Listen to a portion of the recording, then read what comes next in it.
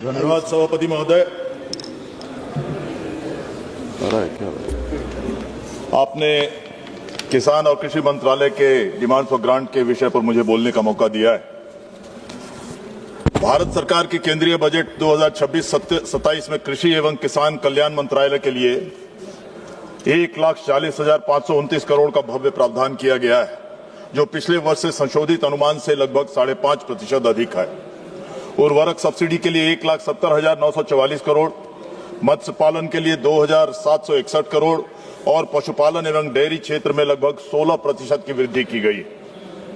यह आंकड़े सिर्फ संख्या नहीं, बल्कि हमारे अन्नदाताओं के प्रति सरकार की गहरी संवेदना और अटूट प्रतिबद्धता का प्रतीक है। भारत एक भौगोलिक रूप से अत्यंत ही विविध देश है, जहां समय समय पर बाढ़, सूखा, चक्रवात एवं अन्य प्राकृतिक आपदाएं आती रहती हैं। ऐसे में फसल बीमा योजना किसानों का सुरक्षा कवच प्रदान करती है, जिससे वे विपरीत परिस्थितियों में भी अपने जीवन और आजीविका को सुरक्षित रख सकते हैं। यह योजना केवल बीमा नहीं, बल्कि किसानों के आत्मविश्वास और साहस को बढ़ाने का साधन। आज के समय में एक बड़ी चुनौती यह भी है कि खेतों में कीटनाशक और उर्वरक का सही मात्रा में उपयोग कैसे किया जाए। अधिक या गलत प्रयोग न केवल फसल को नुकसान पहुंचाता है, बल्कि पर्यावरण और मानव स्वास्थ्य पर भी गंभीर प्रभाव डालता है। इसी के साथ जलवायु परिवर्तन का संकट भी हमारे सामने है, जो किसानों और समाज दोनों के लिए नई चुनौतियां खड़ा कर रहा है। इन परिस्थितियों में कृषि अनुसंधान और नवाचार का महत्व और भी बढ़ जाता है। सरकार ने दिशा में कई योजनाएं शुरू की है।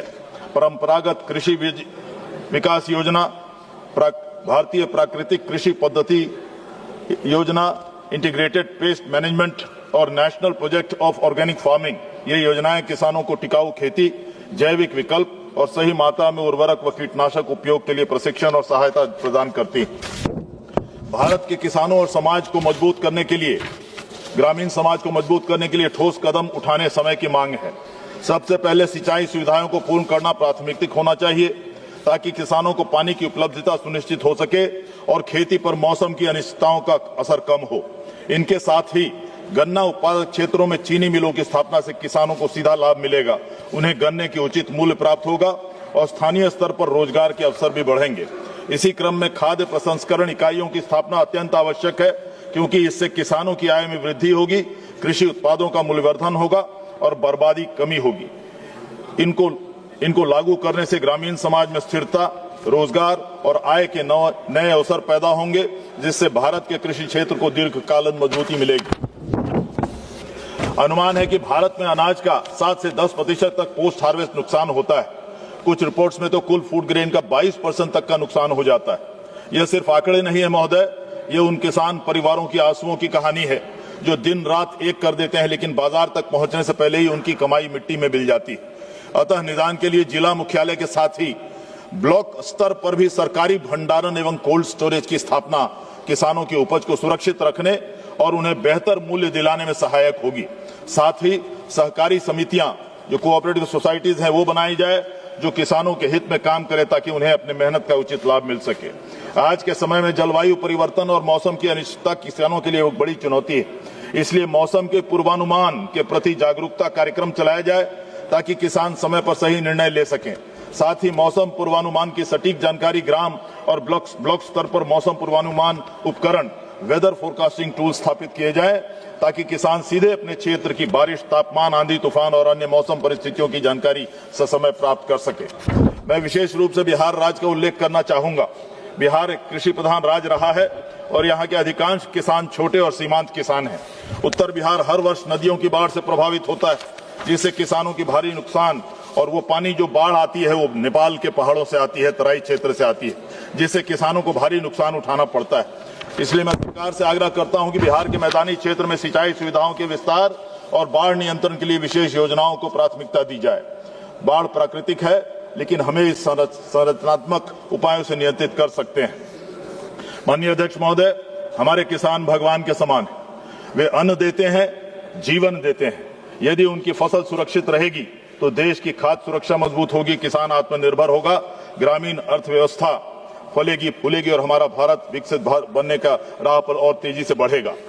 जो कृषि उत्पन्न बाजार समिति है, जो एग्रीकल्चर प्रोड्यूस मार्केट कमेटी है, उनमें भंडारण की ज्यादा व्यवस्था करने की जरूरत है। और उतना ही नहीं, कोल्ड स्टोरेज की भी बहुत ज्यादा व्यवस्था करने की जरूरत है, ताकि किसान अपने उत्पाद को वहां पर जमा कर सके और उसे सुरक्षित रह सके।